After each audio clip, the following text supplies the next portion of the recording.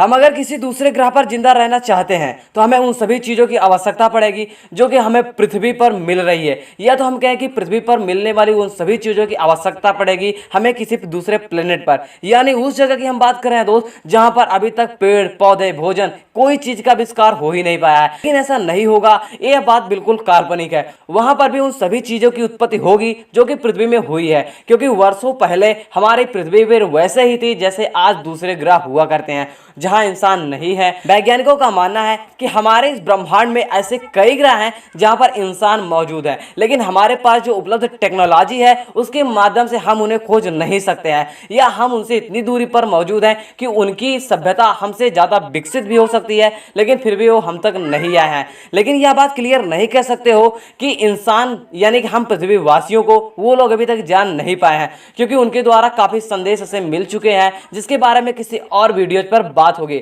लेकिन हम इस वीडियो में ये बात करने आए हैं कि क्या हमें इंसानी जरूरत को जो भी मिल पा रही है हमें पृथ्वी पर, क्या वो सभी चीजें किसी दूसरे प्लेनेट पर मिल सकती है। तो वेल गाइस, आज हम बात करने वाले हैं इसी टॉपिक पर। तो नमस्कार दोस्त, मेरा नाम है अनुराग, आप देख रहे हो जोशी न्यूज। तो चलो ना शुरू करते हैं। देखो यार, अगर आपको रहना है किसी दूसरे प्लेनेट पर तो वहां पर आपको वही चीजों की आवश्यकता पड़ेगी जो आपको पृथ्वी देती है, हवा पानी भोजन, यही चीजें की आवश्यकता पड़ेगी आपको दूसरे भी ग्रहों पर।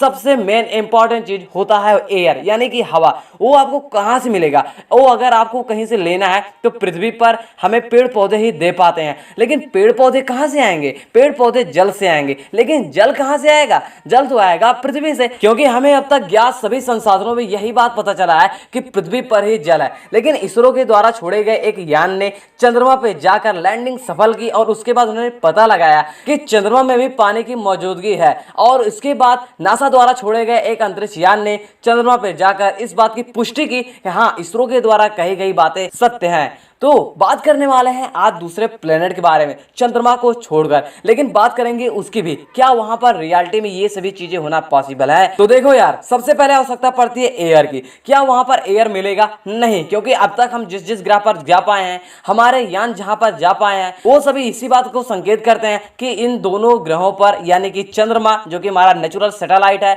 और दूसरा यानी कि हमारा मंगल ग्रह हमारा दोस्त, इन दोनों पर जब तक इंसान गया है अब तक पता नहीं लगा पाया कि वहां पर एयर है। लेकिन इन सब बातों में काफी वैज्ञानिकों के बीच में मतभेद भी है। कोई कहता है कि यहां पर पहले इंसानों की उत्पत्ति हुई थी, क्योंकि वहां पर काफी ज्यादा मात्रा में एक ऐसे ऐसे विस्फोटक के कण मिले हैं जो कि इस बात का दावा करते हैं कि काफी वर्षों पहले यहां पर एक ऐसी भयंकर मारपीट हुई थी जिसके माध्यम से हमारा मंगल ग्रह बिल्कुल तबाह हो चुका था। याद रखना दोस्त, भविष्य में पृथ्वी पर भी ऐसे ही चीजें हो सकती हैं। जिस प्रकार से हर एक बड़े बड़े महाशक्तियों के बीच में तनाव घिरता जा रहा है, एक दूसरे को पीछे कर देने की होड़ में लगे हुए हैं, एक से बढ़कर एक विध्वंसक हथियार बनाते जा रहे हैं, जस्ट ऐसे ही चीजें बनेंगी। लेकिन अगर आपको मंगल ग्रह पर कोई भी पेड़ पौधे को बनाना है तो सबसे पहले आपको वहां मिट्टी की आवश्यकता पड़ेगी, यानी जो हवा हमें मिल रही है वह जिस तरह से पेड़ से मिल रही है, क्या ऐसा ही मिट्टी जहां से वो पेड़ बना है ऐसा हमें मंगल ग्रह पर मिलता है? मंगल ग्रह पर किए गए अध्ययन के अनुसार वहां पर ऐसे कोई छोटे छोटे न्यूट्रॉन्स मौजूद हैं जो कि पेड़ को जिंदा रखने में मदद कर सकते हैं। लेकिन हमें ऐसी कई चीजों की आवश्यकता पड़ेगी कि जिन्हें पेड़ को जिंदा रखने के लिए पड़ती है, लेकिन क्या वहां पर इन सभी चीजों की मौजूदगी है? ऐसा वैज्ञानिक नहीं कह सकते। और उन्होंने कहा है कि कुछ हद तक कुछ चीजें मिल भी सकती हैं जो कि हमारे पेड़ को वहां पर जिंदा रख सकती हैं। लेकिन हमारे एस्ट्रोनॉट्स ने स्पेस में जाकर सफल रूप से परीक्षण कर लिया है कि वहां पर पेड़ों को एक अलग ढंग से उगाया जाना संभव है। लेकिन यह रूल थोड़ा सा खर्चीला जरूर पड़ता है, लेकिन यह एक ऐसी चीजें हैं जो कि भविष्य में आने वाली टेक्नोलॉजी अगर ज्यादा हाई हुई तो हम इन सब चीजों को सस्ते में भी कर पाएंगे और भविष्य में हमें पड़ने वाली संपूर्ण आवश्यकता की पूर्ति भी कर पाएंगे। लेकिन अगर हमें किसी भी दूसरे ग्रह पर इंसानों को बसाना है तो उसके लिए हमें वहां पेड़ों को उगाना जरूर पड़ेगा। लेकिन मंगल ग्रह पर दोस्त अब तक वहां पर कोई भी जल के कण नहीं पाए गए हैं, लेकिन ऐसा नहीं है कि वहां पर नहीं मिलेगा। अगर वहां पर मौजूद है तो भविष्य में हमारी टेक्नोलॉजी जिस दिन हाई होती गई उस दिन हम जरूर इस बात का पता लगा लेंगे कि वहां पर जल उपस्थित है या नहीं। लेकिन जल जैसे उपस्थित मिल जाता है तो पृथ्वी पर उपस्थित पेड़ पौधों की तरह वहां भी हम पेड़ पौधे उगा पाएंगे। दोस्त, अगर मैं बात करूं दुनिया के सबसे बड़े वैज्ञानिक स्टीफन हॉकिंग्स की, तो उन्होंने कहा है कि आने वाले कुछ समय बाद कुदरत की तबाही ऐसी आएगी कि हम सभी लोग यहाँ पर पृथ्वी में जिंदा नहीं रहेंगे, या तो कहें कि यह पृथ्वी जीवन के लायक नहीं होगी।